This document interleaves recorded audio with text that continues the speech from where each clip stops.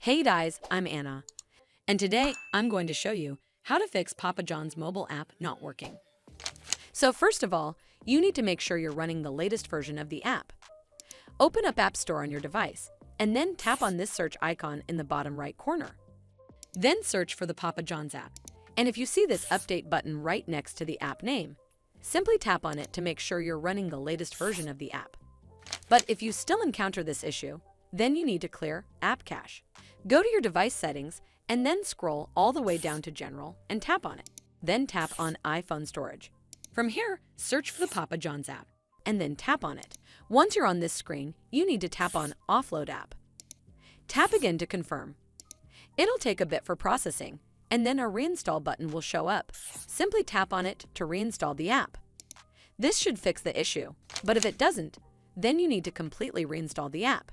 Follow the on-screen instructions to navigate all the way to the app page.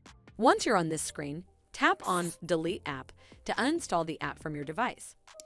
Once uninstalled, you need to open up App Store and then search for the Papa John's app right over here in the search bar, and then click on this Get button to install it back on your device.